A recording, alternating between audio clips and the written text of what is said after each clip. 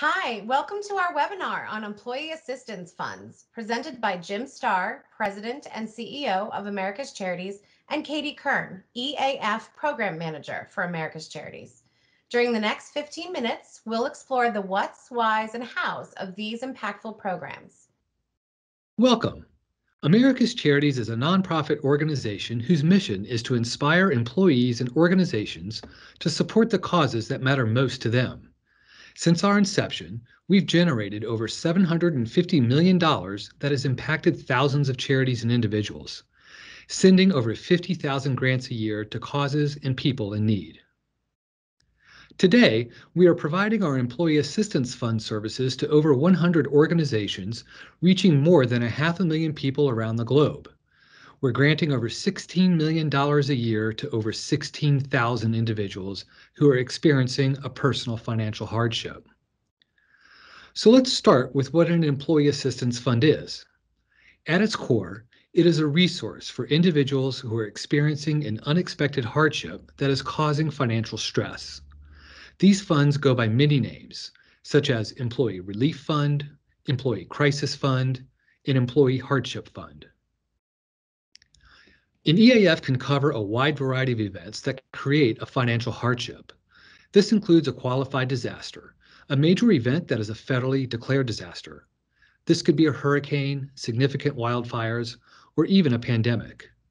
An EAF can also cover other types of disasters, such as a home fire or a more localized disaster like a tornado or flooding.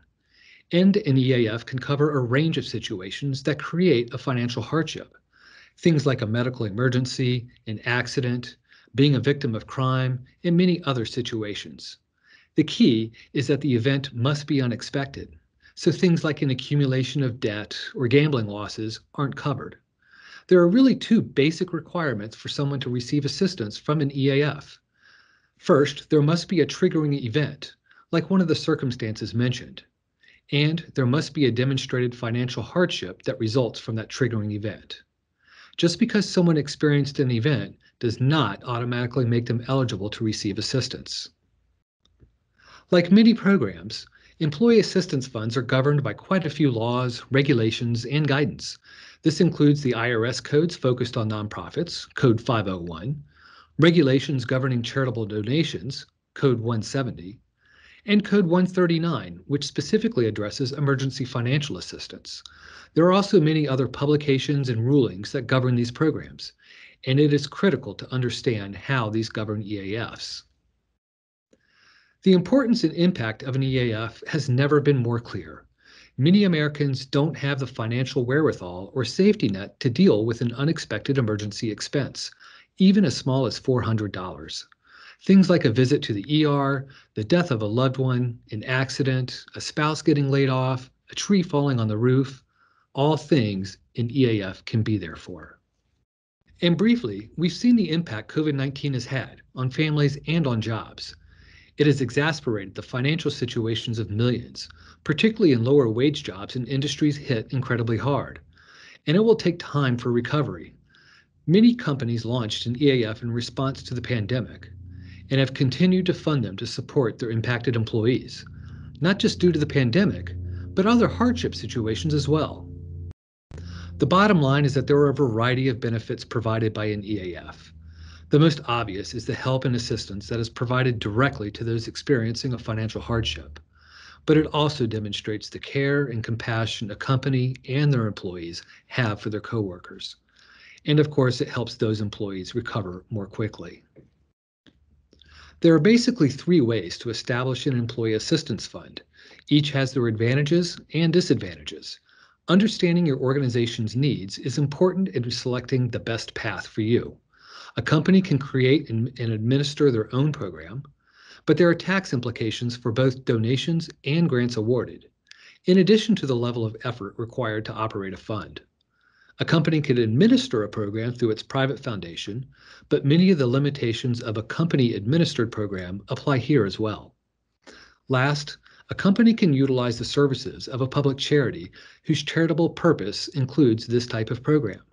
This option maximizes the tax benefits of donations and grants, provides privacy and confidentiality to employees, and reduces the administrative burden for the company.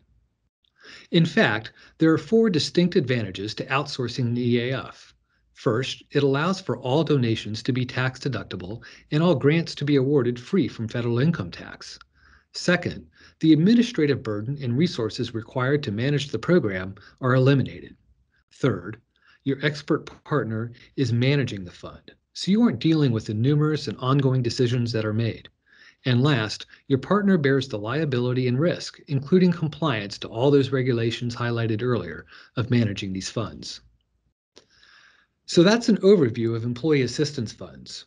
We're now going to dive into the specifics of setting up an EAF and some of the considerations and decisions that go into implementing a program. Katie, why don't you take it from here? Thanks, Jim.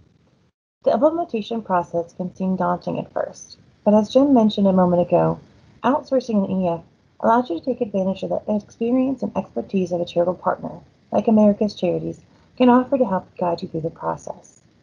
In the following slides, I will walk you through our approach at America's Charities. The initial phase is working with key stakeholders to develop the program parameters into an EAF policy such as eligibility criteria, grant amounts, and other considerations, and I will go more into detail on that process in our next slide. The first step is often the lengthiest, as there are many decisions that need to be made on how and who the EAF will help.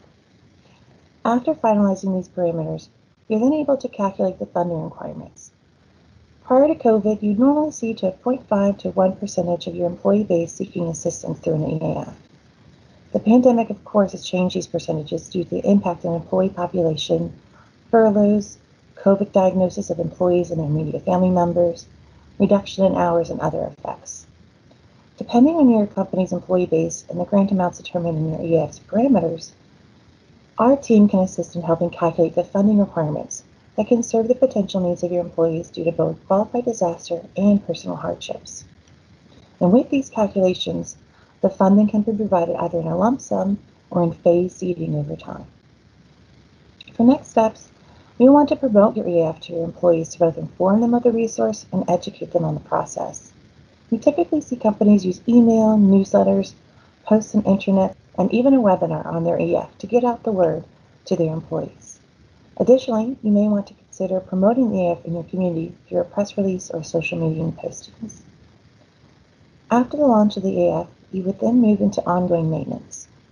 Our team monitors incoming applications, reviews, timelines, available funding, and the disbursement of grants. We also encourage an annual review of the policy to ensure it is serving the needs of your employees as well as the intentions behind its setup. For our next slide, we'll be talking about what to think about when setting up an EAF. There are usually a myriad of questions to consider when thinking about setting up an EAF, and we can help guide you through this process. During our initial implementation phase in policy creation, you'll need to determine who is eligible for the EAF, such as full-time employees, part-time employees, seasonal, or even temporary employees. A length of service requirement, such as 90 days of employment with your company, and if there be any restrictions based on those employees with certain titles, such as C-suite or above, or employees with a salary base of a particular amount. You also need to consider the qualifying events that can be covered, such as qualified disasters or personal hardships pertaining to other natural disasters, home fires, medical illness, funeral expenses, and the impact of being a victim of a crime or domestic violence. We then recommend bearing in mind the maximum or flat grant amounts that can be offered through the EAF. We typically see a smaller grant size for qualified disasters as they affect a larger population, and a smaller grant amount can help the EAF serve a large base of applicants in need. Additionally, you will need to think through funding requirements and sources. Using the policy parameter, number of employees, and other impacts, you can calculate the funding requirements of the EAF. We encourage companies to think about both seeding the EAF themselves, as well as allowing fellow employees and community members to donate through a few sources. Funds can be raised to support the EAF by engaging a workplace giving platform for employees, or via credit card donation site for community members and employees to contribute. Also, one of the major considerations to deliberate on will be how the fund will be administered. Will you be using a charitable partner or run it internally? For internally administered EAF, you'll need to think about staffing and time requirements inherent to maintaining the ongoing management of the EAF. Some important points to note when determining eligibility and forming the policy are the IRS regulations such as defined charitable class, application processes, an objective review evaluation of grants, financial hardship due to qualifying event, and that any assistance awarded through EAF is not intended to make an individual whole. Next, I'd like to talk about the two types of program design paths open in EAF formation: a standard EAF program and a qualified disaster immediate assistance program. The standard EAF program covers a broad range of hardships that an employee can face. Examples include qualified disasters such as California wildfires or COVID, and personal hardships that have created financial stress such as a natural disaster to his community base, a home fire, or even a death in the family. For a standard EAF, there are a number of items built into the policy and application process to both substantiate the hardship as well as show the assistance needed.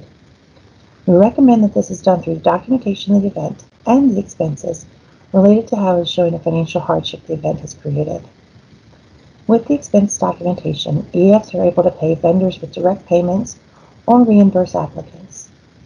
With a standard EAF program, this level of documentation requirements typically makes for a lengthier review process, both for the review of the documentation as well as any communication needed with the applicant to request additional information or clarifications. Qualified Disaster Immediate Assistance Program is structured to be able to assist employees affected by a qualified disaster with a flat grant amount directly to the applicant if approved. It also has minimal documentation, but it does require that the applicant show a financial hardship due to the disaster. Here are some examples of a typical company that uses an employee assistance fund to help in times of personal hardships and qualified disasters. As you can see, ABC organization has a smaller number of grants awarded in comparison to XYZ organization, as a qualified disaster can be affecting a larger group of applicants. Also, the average awards are higher with ABC versus XYZ, as the typical amount awarded is larger for personal hardship, as the difficulties employees face due to these types of hardship may need a larger amount, and there are far fewer applications. The estimation process for seed funding can be calculated using a few factors, mainly the number of employees, the average application rate, and the typical approval rate and the average grant amount. This can then help with understanding what funding will be needed, either by company seeding, alone, or in conjunction with an employee giving program. These numbers can also help give you an idea of what ongoing fees will be incurred from the application review process. When looking at a charitable partner for EAF, we recommend that fees should be based upon the fund's activity and complexity, and not a percentage of the funds donated or disbursed. With this preferred structure, you can plan accordingly for ongoing maintenance of the fund. Let's hear what employees are saying on the impact of their company's EAF. I hope the people contributing to this know just how much this means to their workers. The fact that my company made this grant possible is amazing and like receiving a huge boost of support. Thank you so very much. You have brought tears to my eyes with this generosity and support. It means so much to an average worker who truly is appreciative. Take care and be well.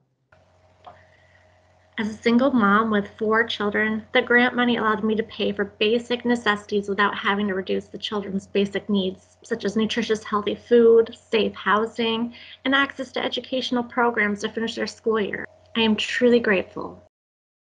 In the blink of an eye, the world can turn upside down for your employees.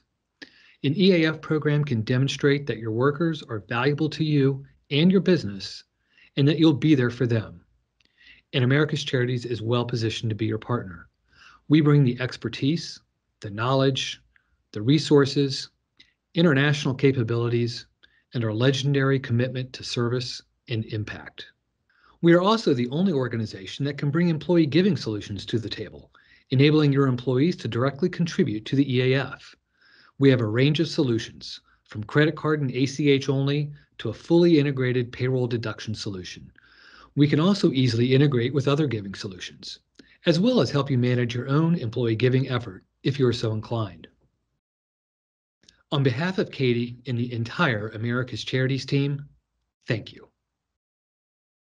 Ready to get started? Learn more by visiting www.charities.org/EAF or get in touch.